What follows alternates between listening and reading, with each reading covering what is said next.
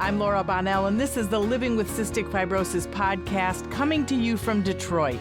Please subscribe and even rate and comment on our podcasts when it moves you. I learn something new with every podcast, and I'm always inspired by the people that are showcased here. We don't give medical advice. You need to connect with your doctor for that. I hope that this Living with Cystic Fibrosis podcast educates you and sparks some volunteering or advocacy. The CF community needs people like you. Thanks to our sponsors, Viatris and Vertex, for their support.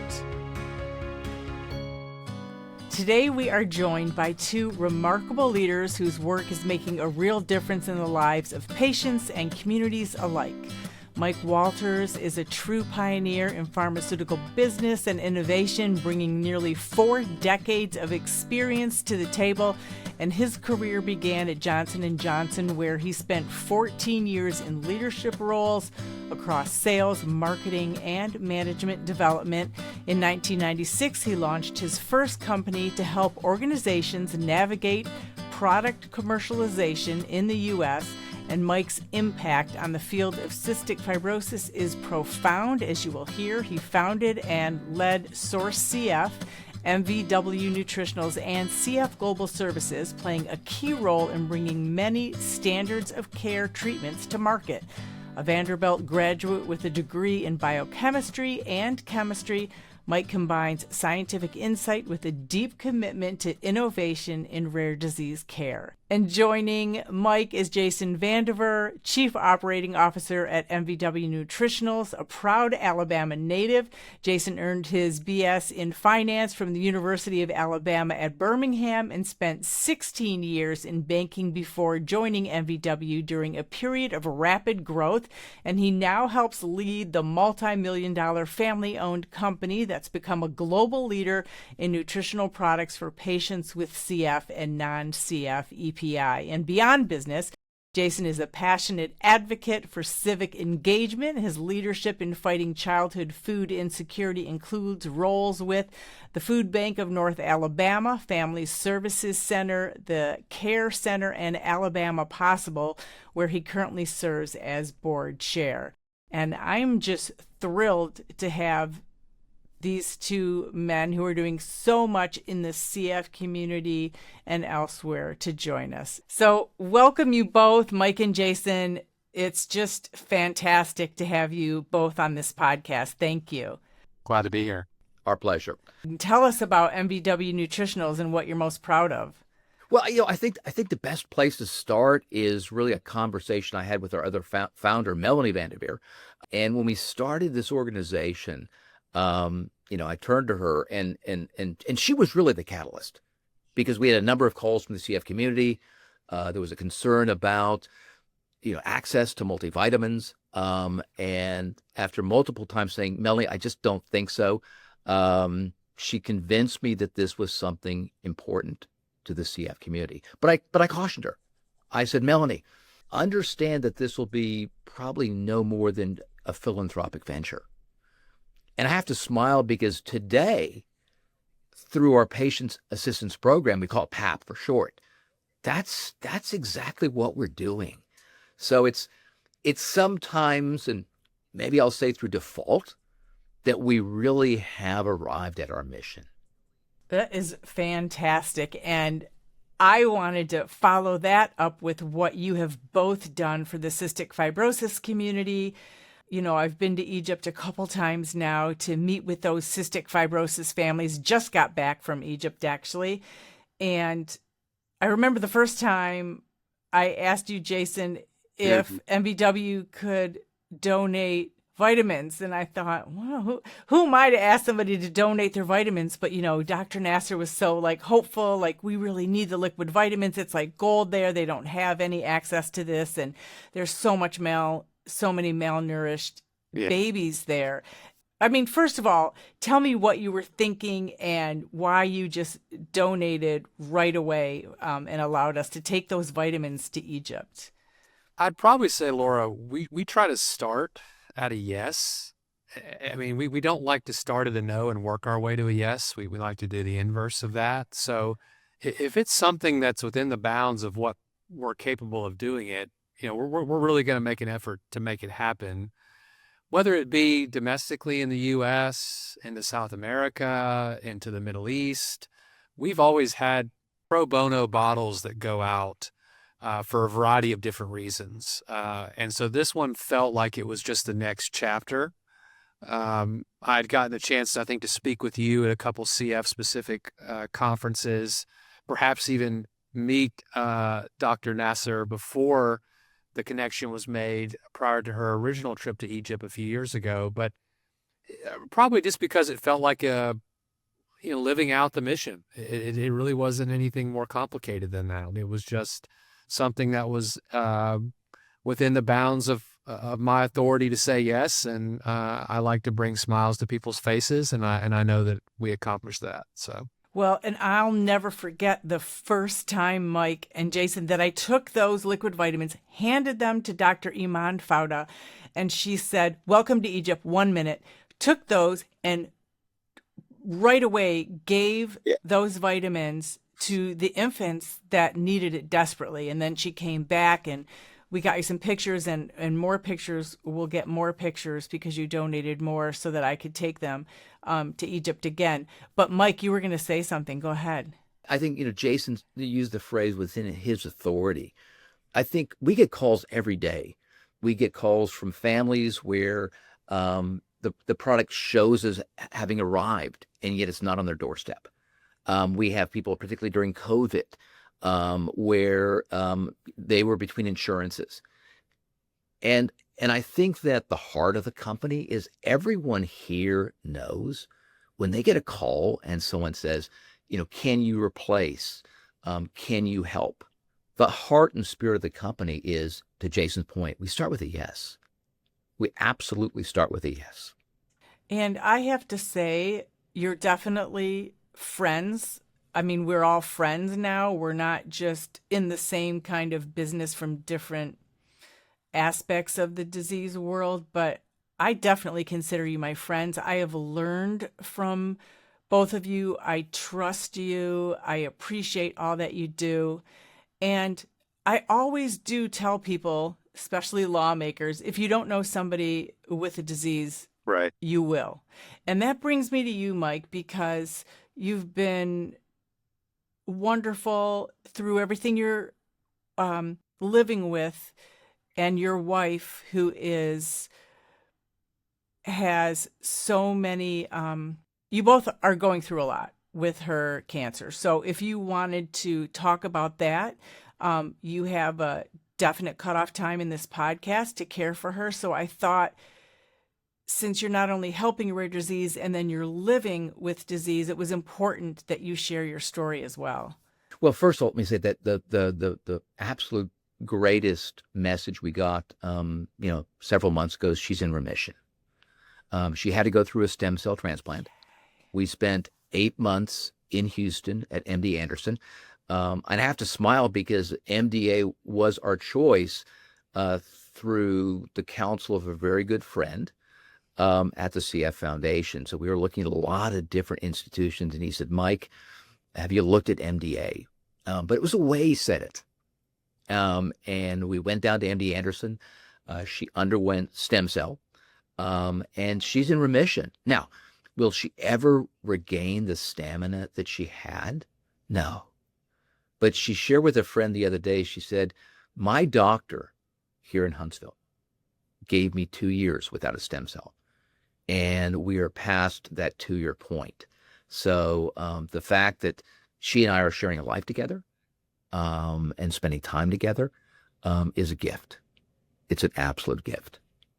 And I'll tell you, going through, her particularly outpatient and the struggles that we had with, pre-authorizations and medication being in the pharmacy, and whether it was specialty or retail, co-pays, it actually gave me a better insight for what every family and every person who has cystic fibrosis goes through. So, she often says, you're always looking for the bright side of things. And I'll tell you, if there was a learning and if there was something that came out of her cancer that I would never have experienced, It's what every person with CF goes through each and every day, just on the medication side. And I think it's given me an empathy I never would have had. You're so empathetic, and have both of you have always been before this, and I just appreciate all your honesty and knowledge and everything you do for the CF community, while you both definitely have your own lives with, different challenges. So thank you. I wanted to, you know, continue on from all the help that you have given us in Egypt by donating vitamins to any path that you want to take on this podcast, Mike. But I also wanted to talk about the partnership with the Bonnell Foundation. I was really grateful, Jason, that you called me and proposed that we work together because funding was discontinued by Healthwell for many different reasons that we can talk about. But if you want to kind of lead us in that discussion, Jason, of how we, started working together.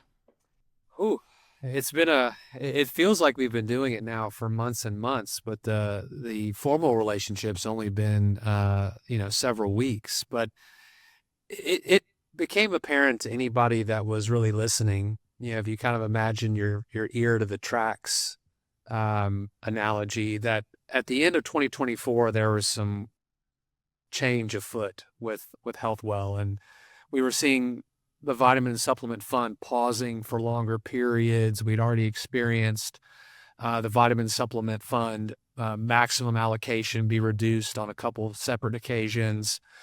But then obviously the disheartening news at the end of 2024 that was later confirmed in early 2025 that the fund really was not going to be a viable option for people in 2025 because of the loss of most of the primary funding.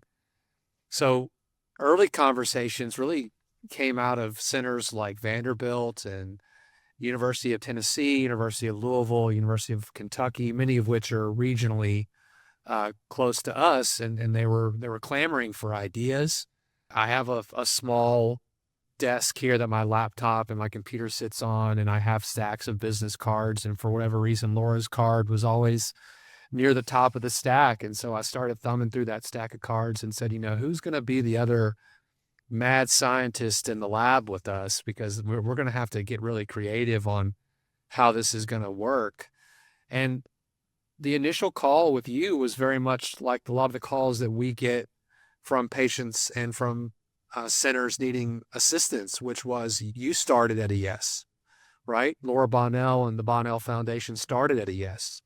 And then we just had subsequent calls to figure out how we turn that yes into a formative plan.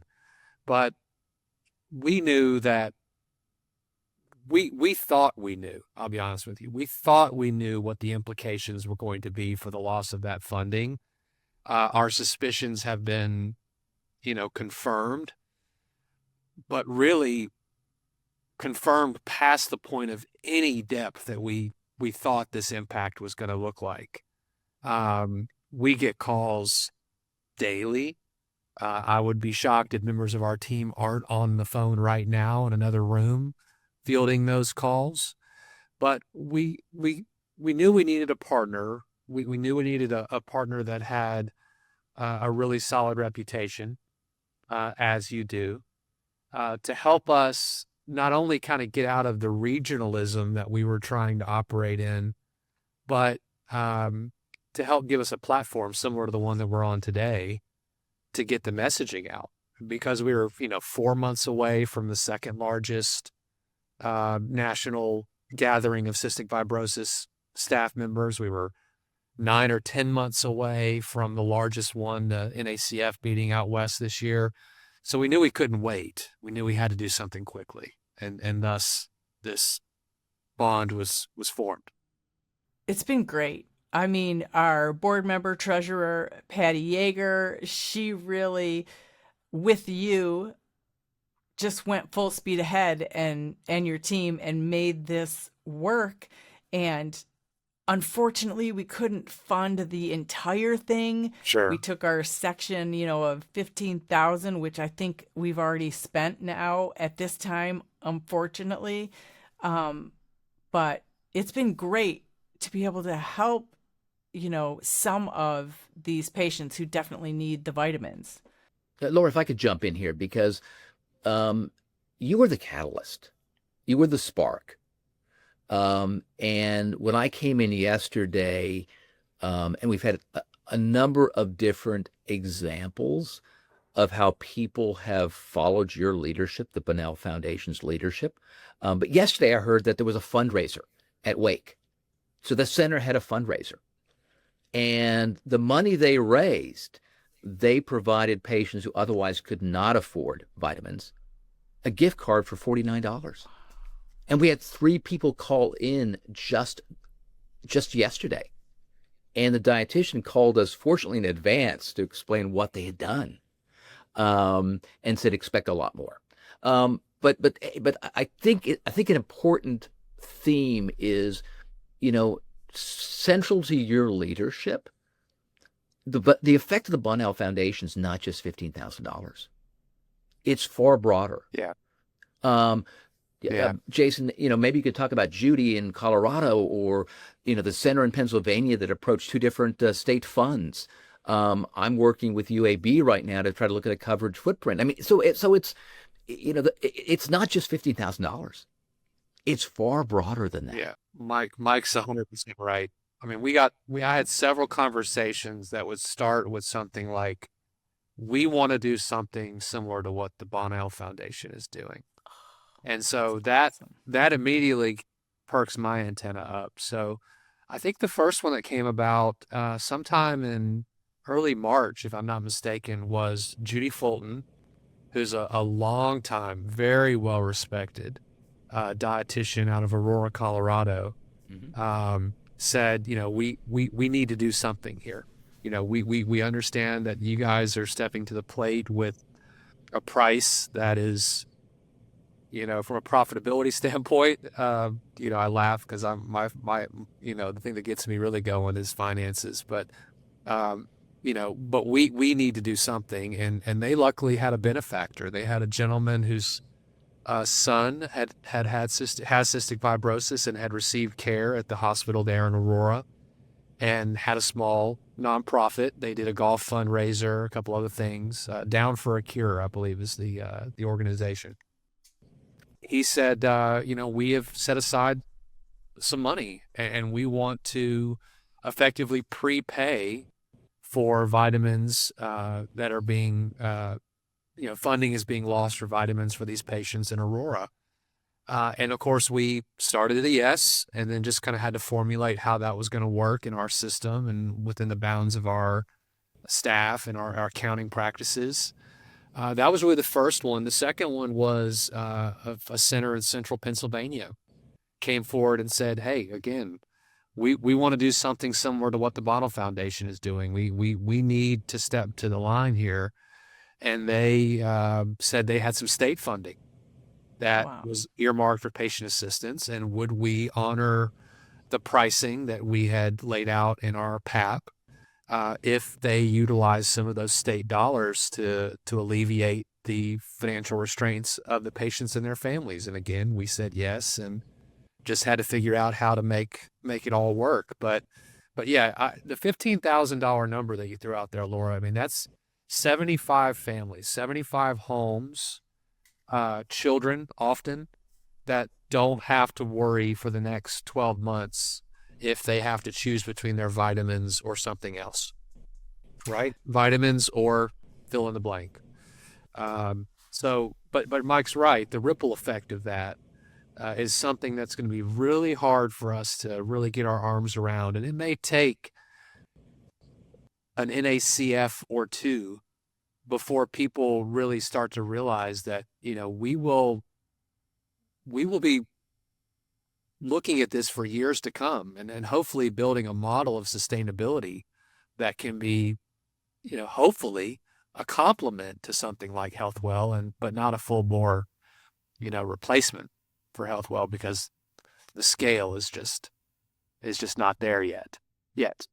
And I really appreciate you saying that because it does make me feel better. I thought like, oh, we're just not doing enough. But when we do think about it as a number of families, it does bring the point across. And I'm going to make sure that we emphasize that moving forward, that we have helped so many people.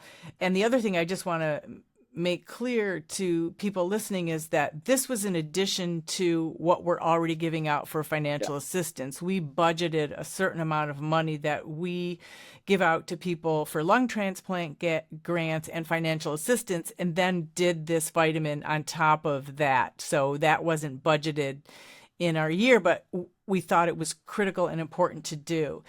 And then I also wanted to mention, because I think transparency is important. And like I always say, whether I have sponsorship from a pharmacy, or whether I get an impact grant from CFF, it's important to be transparent. So in my transparency, I just want to say that money, millions of dollars, was taken away by the Cystic Fibrosis Foundation from HealthWell. And that's how this happened. And I know, and it's important to say that because I do believe people listening will say, well, what happened to the money?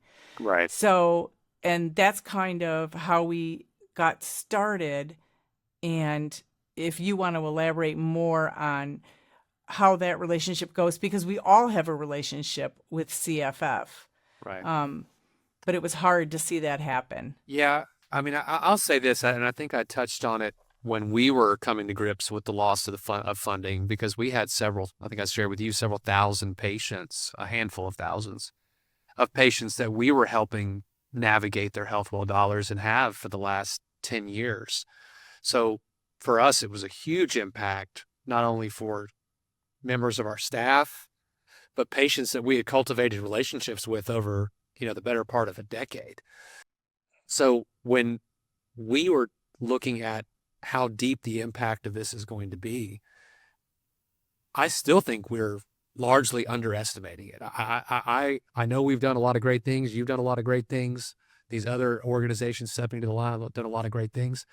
But I would say I think to a certain degree the Cystic Fibrosis Foundation may have underestimated the impact.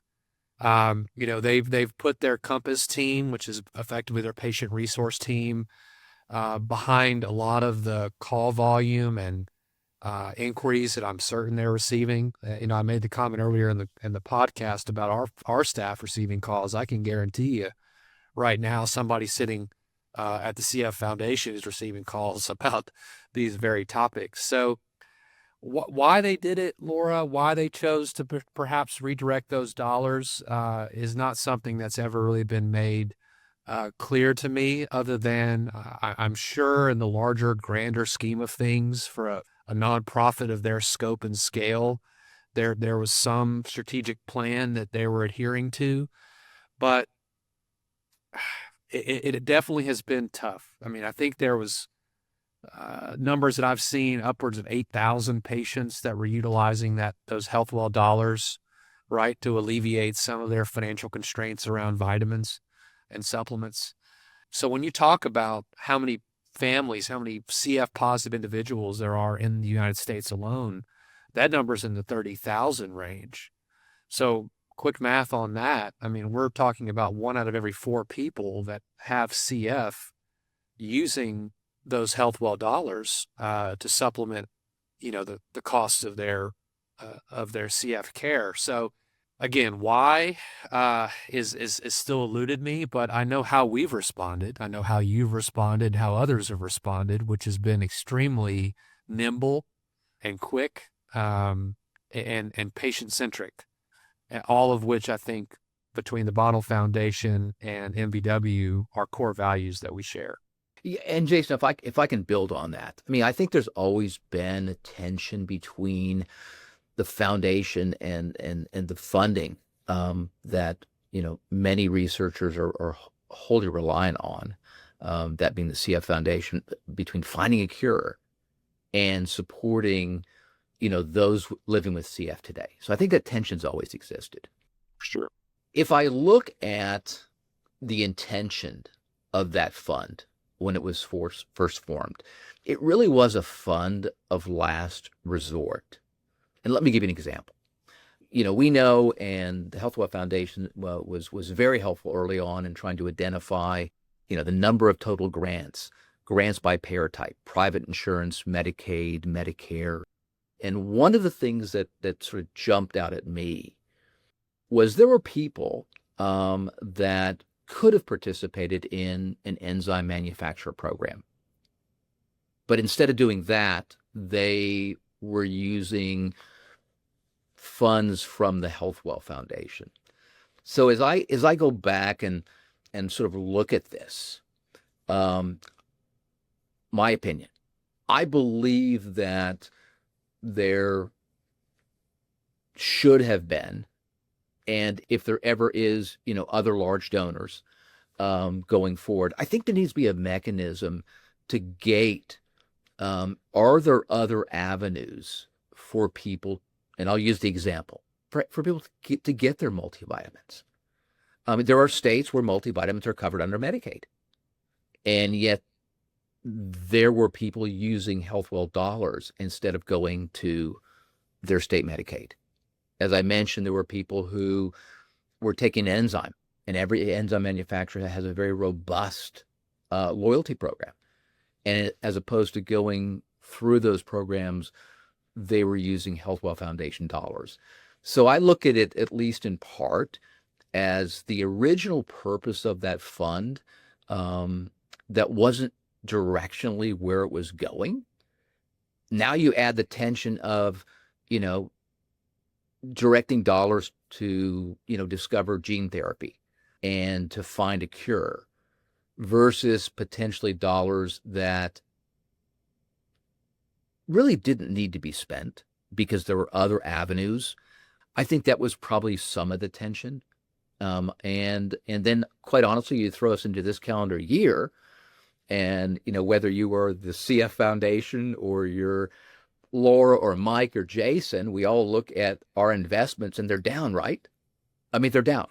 So now the foundation's even more challenged to fund the research going forward. So I think it's and Jason touched on it, I think it's a very complex matrix of issues and questions. And the only thing I'll say is if a fund like that comes back, my opinion, I would encourage that there is a mechanism that serves as a gatekeeper. So if a person lives in a state and vitamins are covered by Medicaid, that's where they need to go first. If they're on an enzyme therapy, and every manufacturer has a program, and they have private insurance, and they are eligible, that's where they need to go first. And I think that would take a lot of tension out of the system, and that might encourage other donors to surface. And I hear what you're saying, but I wish that, being the mothership of CF that they are, with billions of dollars, that they would not have thrown us into an emergency situation. Could there not have been more thought that would have alleviated this emergency? And I've reached out to Mary Dwight and Mike Boyle, and I appreciate their answers, but we gave them some solutions like, give us the funds, give all the nonprofits the funds. It'll be transparent. We can then go forward. We can work together to kind of solve the problem. So I appreciate what you're saying, but I think they've been around forever. There were better ways this could have been handled, and that they need to be as transparent as we are being. I feel like that's necessary, that they say, hey, here's what happened. Just want you all to know we took $6 million out of HealthWell. It's thrown you into this situation. So now all of these foundations that are trying to help people can only do so much. So I guess that is my wish, is if they could have done something that was more transparent and that didn't cause an emergency situation and actually initially harm patients' accessibility, and then, it's all going to work itself out, but I don't think it had to be done in the way that it was done. And I also know that different CF families don't always know where to go. Sure. And unless the social worker is on top of it, which they 99.9% are on top of it, sometimes families don't know where to go, or sometimes they switch enzymes and then there's no vitamin program. And so that's also a challenge of everybody first goes to CFF because they don't know sometimes where other foundations like mine are. So they start with the big one. And then if the big one, CFF, isn't saying, hey, you can get help from so-and-so, or here's what happened, or here's a plan, I just think it's really important if we can all work together like we are, but that would include CFF. I think it would be such an easier process in my mind. I mean, I would hope that, then we could just like, oh, okay, we learned this from this experience, and now moving forward, we're going to make this, with or without HealthWell, this plan of helping people better. Yeah. So that's my dream. And I guess in the back of my mind, the question is, was the foundation expecting the HealthWell Foundation to share this information? And was the HealthWell Foundation expecting a donor to share this information? So maybe in all of that, that's why the communication didn't occur that you just talked about. And a blame game isn't the point. I'm just saying a plan, because we're all trying to do the same thing, right? And let me add, we're not in a static environment. I got an email, the first week of April, and New York Medicaid, effective the 1st of April, made a decision to stop coverage of vitamins and other nutritionals for those people over 21 years of age. So, I look at, the HealthWell Foundation as sort of one bucket, but then I see, the decision by New York Medicaid. So I don't think we're getting into a less complex or challenging time. I think we're getting into a more challenging time. And so to your point, how do we begin to find the resources? And I guess that's why I get so excited when I see the things out of Pennsylvania and Denver, and, hear the news about Wake, and, I'm working with UAB, and we're actually mapping out coverage. Yeah. What are the gaps? And clearly, if you're under 21 years of age in the state of Alabama, there's outstanding coverage. Yeah. Now, when you're 21 and above, there's not. In Michigan, there is, because we have children's special health care. It's like different in every state, I know. Well, and one of the things that I've been working with Virginia at UAB, and Hector sort of pushed us together in a very positive way. And I said, Virginia, wouldn't it be great if you put together an abstract at NACF? Or maybe there's a workshop, because there's a lot of new social workers. There's a lot of new dietitians, and they could actually use, a template like this to begin to understand, and we have a children's services group here as well. But in the state of Alabama, do they cover transportation? Well, actually, there is an offshoot of Medicaid that covers transportation to some degree. Are there groups that provide, because, there's, the whole food insecurity issue is becoming very real. Right. Where can you go to help people? Breathe Strong CF does that. Like, there are so many pockets for all of us, right? Yeah, and I also have to say, Jason always brings me back to center on this, because Jason, you always say we're just doing what we're doing. We're doing what we're supposed to do and keep moving forward. And I love and appreciate that. I think it's important just to, hey, we're doing this. Mm-hmm. And, you can't control all the other things that happened. So, well, Mike was talking about the matrix that he's working on with the team at UAB. I've got two daughters who will need something to do this summer. So I told them I would give them a shout out on this podcast. So shout out to Riley and Avery. But yay. I'm thinking about having to add a map above my dry erase board there, and I'm going to get some sort of color-coded pin system similar to what you do when you visit different states. and then take Mike's matrix and try to make sense of a very nonsensical situation, which is, he touched on a couple there. New York, you touched on Michigan. We had a call from Washington State, a group up there who sees patients from 4 regional states: Washington, Oregon, Idaho, and Montana, none of whom's Medicaid cover vitamins. And so if I've got green pens and red pens, green for those that do and red that those that don't, I got a sinking suspicion I'm going to have a lot of red pens up there. But not to let anybody off the hook, I think even the folks at the highest levels of CF are still trying to weave that fabric together. Mike's right. It's a very, very non-static situation.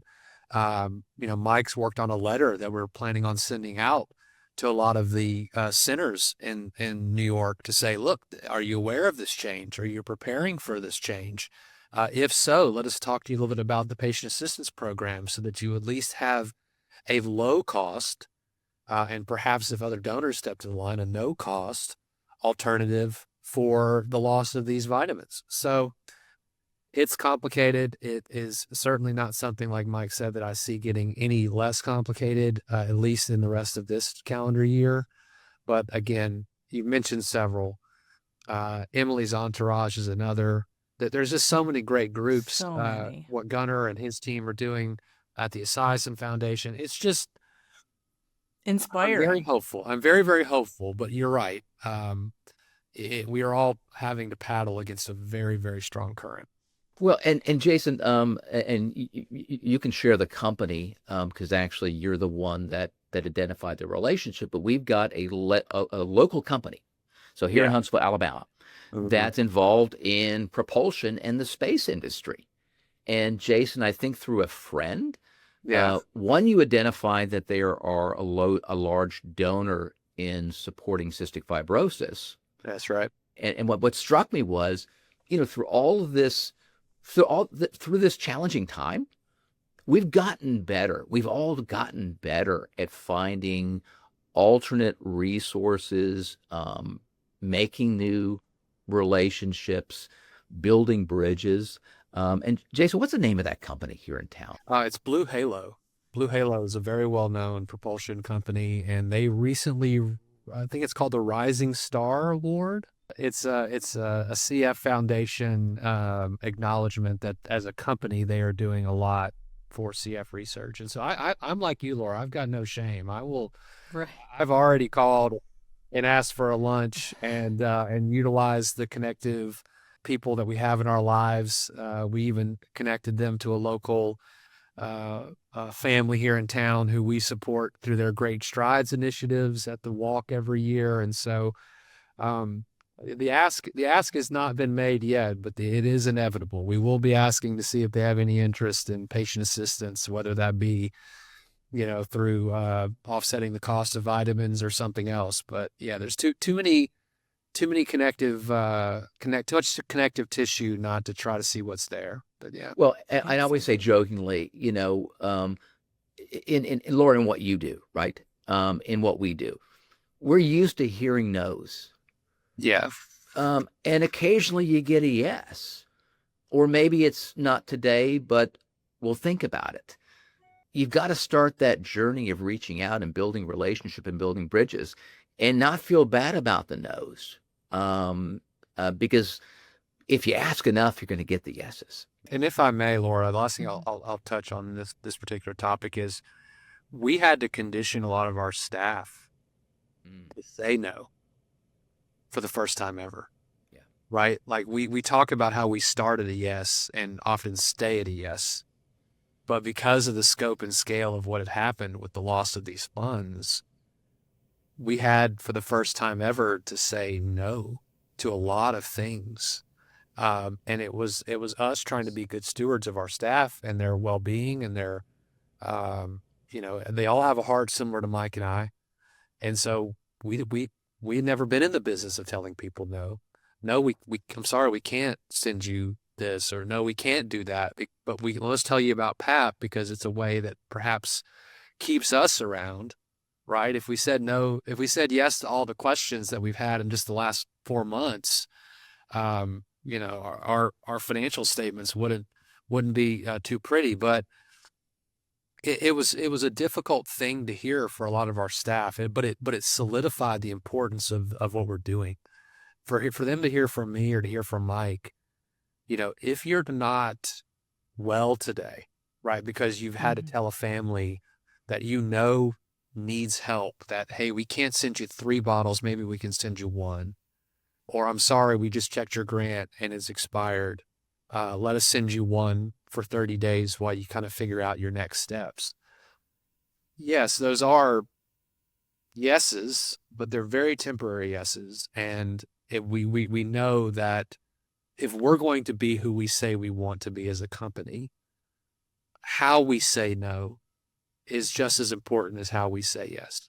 The empathy behind it, how, we have to be able to put ourselves in their shoes as best we can, right? So those have been tough, right? I've had people knock on my door and I can just tell, like, they got off a tough phone call, right? Somebody that maybe has a difficult immigration situation, right? There's really no outlet for them. How do we help those folks? It's just Endless. There's so much need.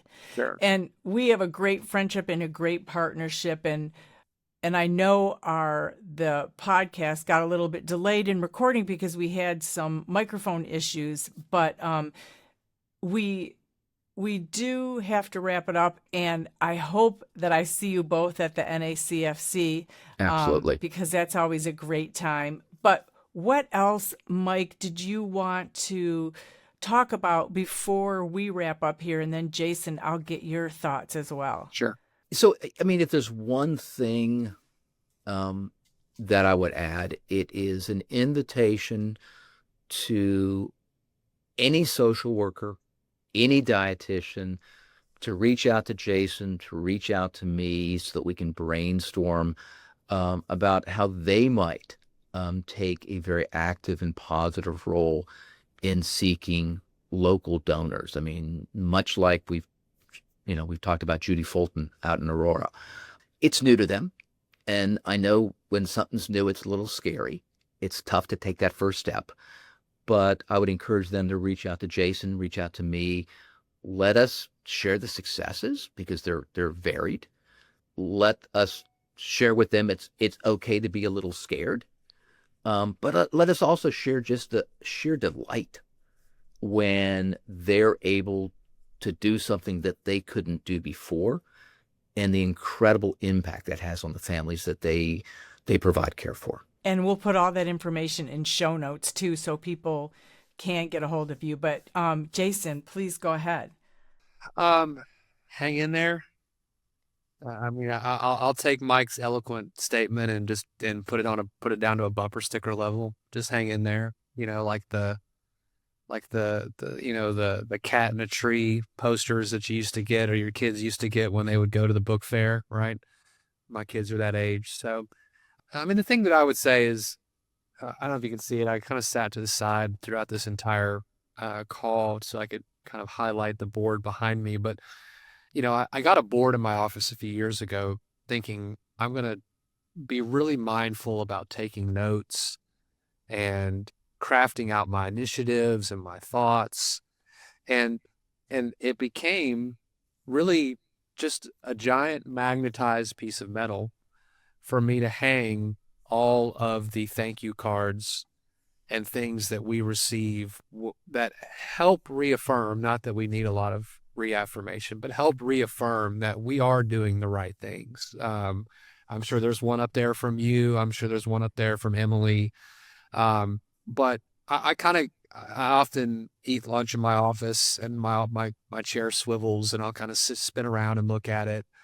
But as long as I keep having to find places to put those things up there, I have had to get it's become almost like a game to move them around and find enough for wall space. As long as that's a problem for me, I think we're doing the right thing as a company. Mm-hmm. I like you, carry a degree of hope towards the future, towards a day where we can get back to a sense of normalcy.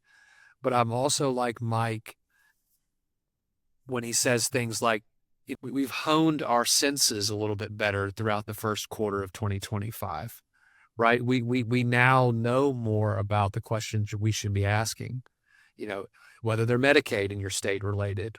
Do you have a family organization that supports your center that we could potentially be connected to? And these aren't things that are exclusive to PAP. These are things that, relationships that we would like to build for the day when PAP is maybe something that we look back at as a success, but something that the circumstances suggested we didn't have to do beyond 2025, right? So we're going to keep doing that. We're going to keep building relationships. I'm going to keep finding new and creative ways to display those thank you cards up on the board because I truly believe that's what MVW is built upon. And as long as I'm around, that's what we're going to continue to do. Well, thank you both, because I'm so glad we're friends and we're all part of the CF community. And I admire you both, and I appreciate all your knowledge and helping me and, passing it on or saying, hey, think about it this way, or I really appreciate all the feedback. So thank you both we're really lucky to have you. So thank you. And Laura, we're so lucky to have you. Thank you. Ditto. The original music in this podcast is performed by Kevin Allen, It's not complicated. who happens to have cystic fibrosis. We all got our worries and fears. I know it's got you frustrated, but loving you is so alright. This has been the Living with Cystic Fibrosis podcast.